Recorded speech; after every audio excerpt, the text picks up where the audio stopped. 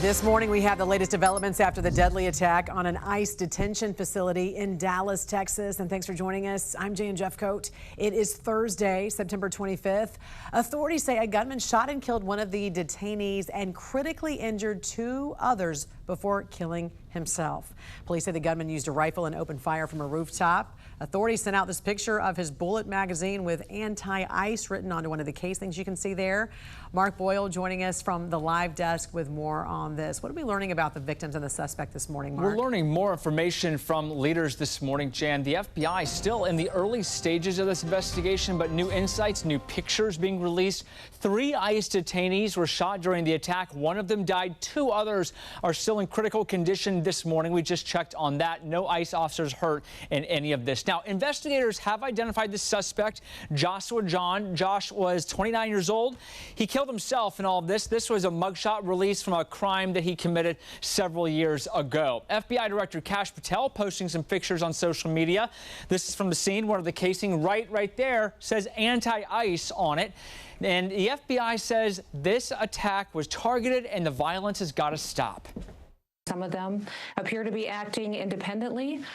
We don't know that for certain with this individual yet. We have to let the FBI finish the case, and we'll still continue to work with them to make sure that we do due diligence. Additional pictures from the scene really shows what happened there. So this American flag with the glass on the outside, 2 bullet holes right there, and another picture from the scene. This is a car believed to be of the driver here. You'll see it here, the sticker on the outside. The shooter possibly had this on his car that says radioactive fallout from nuclear detonations passed over this area several times. So this is clearly one area of focus as they work to figure out the motive behind all of this. Again, still in the early stages this morning. We'll have updates on this story as we get them on our website throughout the day, thenationaldesk.com. Mark, thank you. This also led to lawmakers warning against the dangerous rhetoric against ICE agents and President Trump threatening to crack down on organized domestic terrorism. In a post on Truth Social, he wrote, "The brave men and women of ICE are facing an unprecedented increase in threats, violence, and attacks by deranged radical leftists. This violence is the result of the radical left Democrats constantly demonizing law enforcement, calling for ICE to be demolished, and comparing ICE officers to Nazis. The continuing violence from radical left terrorists in the aftermath of Charlie Kirk's assassination must be stopped. We have already declared Antifa a terrorist organization, and I will be signing an executive order this week to dismantle these domestic terrorism networks." DHS says the deadly shooting in Texas marks the latest example of anti-ICE attacks escalating across the country, with some of the most high-profile cases in Texas. This is the 3rd shooting in Texas directed at ICE or CBP. This must stop. To every politician who is using rhetoric demonizing ICE and demonizing CBP, stop. To every politician demanding that ICE agents be doxxed and calling for people to go after their families, stop. This has very real consequences. The trial for the man who attempted to assassinate President Trump wraps as the case against the suspect in Charlie Kirk's assassination is just beginning to take shape. Let's go to former federal prosecutor and president of West Coast Trial Lawyers, Nima Rahmani. It's great to see you again. So before we get into all of that, let's just start with the Dallas ICE facility shooting today.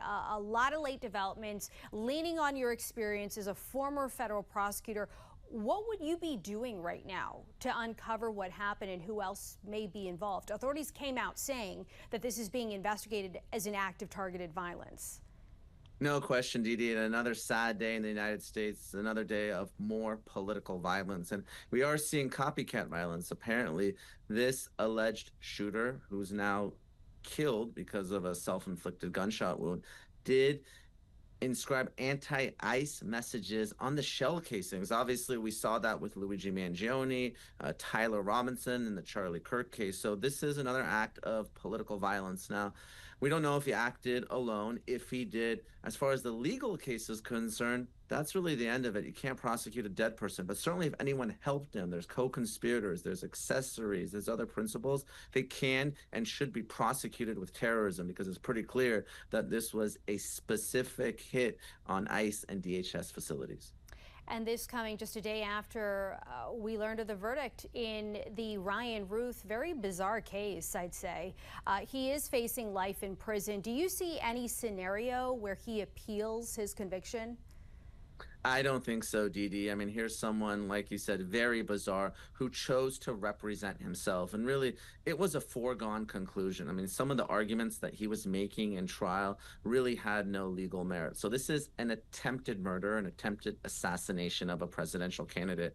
And he was arguing that because he didn't pull the trigger, that was an attempt. Well, the law is pretty clear. He was plotting and planning this for weeks. He had burner phones. He got the ammunition. He was stalking now President Trump. So that's more than enough when it comes to a substantial step for murder. And then, of course, I thought the guilt was a foregone conclusion. The jurors agreed. They returned a verdict in 2 hours. But Ruth apparently was pretty surprised. He tried to commit suicide with a pen, a courtroom pen. He stabbed it into his neck. So certainly, someone that has a lot of issues there. A lot of shocking moments in the courtroom, and that carried out outside of the courtroom. Before I let you go, Tyler Robinson is facing charges in Charlie Kirk's assassination. He is reportedly in a special housing unit. What does that suggest about his state? And do you think the defense is trying to maybe set up some sort of appeal to avoid the death penalty?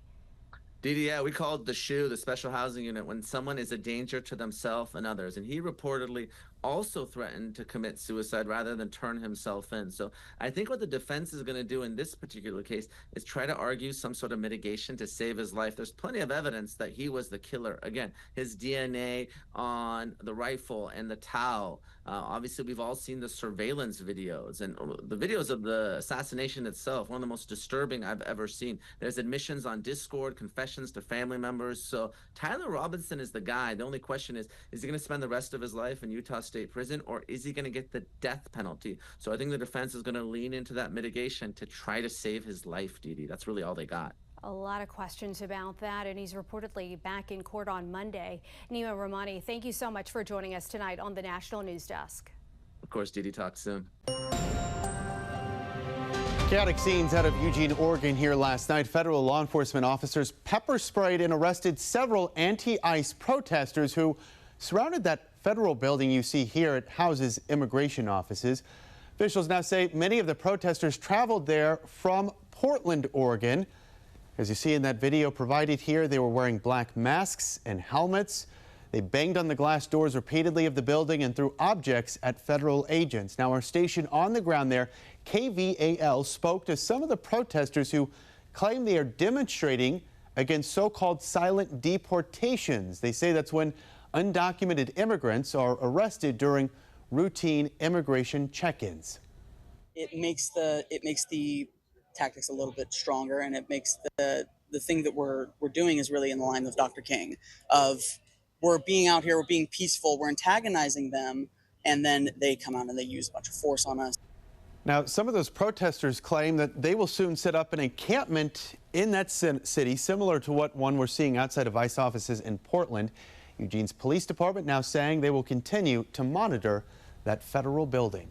This is the National News Desk, America's News Now. Good evening, and thank you for being here. Good evening. I'm Dee Dee Gatton. We begin with the two people that are in critical condition after a deadly shooting at an ICE facility in Dallas, Texas. The FBI now investigating it as an act of targeted violence. We begin with team coverage. Kayla Gaskins digs deeper into the growing trend of political violence plaguing America. Jeff Harris breaks down the heightened violence towards ICE agents. But first, we go to Ryan Smith at the Live Desk with what we are learning, Ryan, tonight about that investigation in Texas. And Dee Dee, of course, we start off live tonight with this live look right here behind me over the city of Dallas, Texas. That is where investigators say that sniper this morning perched from a nearby rooftop fired directly at an ICE field office in what DHS officials are now calling an attack on ICE law enforcement. Now, no officers or agents were hurt this morning, but one detainee was killed. Two others were critically injured. Now, that includes a Mexican national, according to Mexico's Ministry of Foreign Affairs. The FBI now investigating this as an act of targeted violence. Take a close look right here at this picture on your screen. One of the rounds recovered today is engraved with the phrase anti-ICE. Texas Governor Greg Abbott here saying enforcement efforts in Texas will continue without interruption. He states, quote, "We will not let this cowardly attack impede our efforts to secure the border, enforce immigration law, and ensure law and order." Now, according to reports tonight, the shooter has been identified as 29-year-old Joshua John, and he died, authorities say, from a self-inflicted gunshot. And tonight we are hearing of reports that other states are now ramping up police patrols outside of other ICE facilities in response as a precaution. And continuing coverage, authorities say that ICE facility is generally used to process detainees before they're transferred to a detention center. The facility contains up to 4 holding cells, which can hold up to 100 people. ICE says the facility typically averages a couple dozen detainees at a time. I'm national correspondent Kayla Gaskins in Washington. A deadly attack at an ICE facility in Dallas, Texas leaves at least 1 dead and 2 others injured. Just before 7 a.m. Wednesday, a gunman opened fire at an ICE detention facility in Dallas. FBI Director Kash Patel releasing initial evidence pointing to a potential political motive by the shooter. Unspent shell casings engraved with the phrase anti-ICE. This is just the most recent example of this type of attack. It comes as the Center for Strategic and International Studies prepares to release an analysis where they found for the first time in more than 30 years, political violence by the far left has surpassed attacks by the far right. We spoke with one of the authors, Dan Byman. The agenda of President Trump has caused tremendous outrage among many people on the extreme left.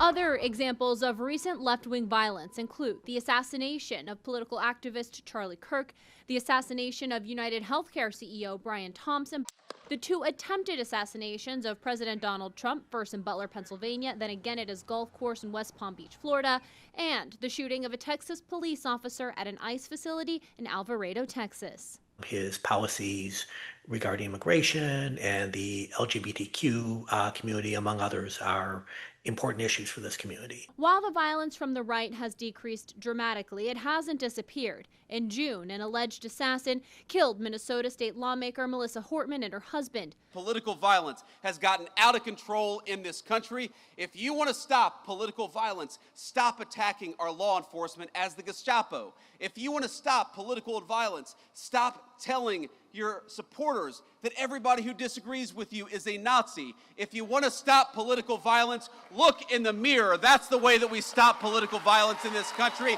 and we've got to do it. The recent political violence comes amid an exponential increase in threats against public officials, including local lawmakers, judges, and even members of Congress. In Washington, I'm Kayla Gaskins. Violence is wrong. Politically motivated violence is wrong. This must stop. To every politician who is using rhetoric demonizing ICE and demonizing CBP, stop. To every politician demanding that ICE agents be doxxed and calling for people to go after their families, stop. This has very real consequences. Look, in America, we disagree. That's fine. That's the democratic process. But your political opponents are not Nazis. Senator Ted Cruz, they're not mincing words. The shooting in Texas today marking the latest example of anti-ICE attacks escalating across our nation. From opening fire at ICE facilities to hitting officers with cars, the increase in assaults continues to skyrocket. The National News Desk, Jeff Harris, joins us, and you've been looking into the numbers tonight, specifically attacks against ICE officers and ICE facilities. Jeff, what did you find? So back in June, the Department of Homeland Security reported its first significant surge in assaults on ICE officers, a 500% increase. But now 90 days later, that number has doubled. DHS reporting as of September, assaults increased over 1,000%. As for ICE facilities, there have been multiple attacks within the last few months alone, including bomb threats, active shooters, and coordinated attacks by rioters. Border Czar Tom Homan repeatedly saying inappropriate rhetoric plays a major factor. The rhetoric against the men and women of ICE is skyrocketing. The most recent attack happening Wednesday at the same ICE field office in Dallas that received a bomb threat in August. A sniper killing a detainee while injuring 2 others. FBI officials saying ammunition with, quote, anti-ICE messages were found at the scene. Another happening on July 4th when a group of rioters attacked an ICE detention center in Alvarado, Texas, shooting and injuring an officer. Unfortunately, we see this kind of violence out on our streets every day. Following the attack in Dallas, California Governor Gavin Newsom under renewed fire for signing and promoting the No Secret Police Act, which would ban law enforcement from protecting their identities to keep them from being targeted and doxxed online. These are not just authoritarian tendencies. These are authoritarian actions by an authoritarian government. Less than 24 hours after those comments, a spokesperson for Newsom condemning the attack in Texas, writing in part, quote, "We must continue advocating for peace and justice in times of division." Meanwhile, Vice President J.D. Vance says the attacks on law enforcement, specifically ICE, must stop, calling out rhetoric from the Democratic Party. But if your political rhetoric encourages violence against our law enforcement, you can go straight to hell. Now, as ICE attacks continue to rise, researchers from the University of Maryland also finding in the first half of 2025, 35% of extremist-related violence targeted U.S. government personnel or facilities. Reporting for the National News Desk, I'm Jeff Harris.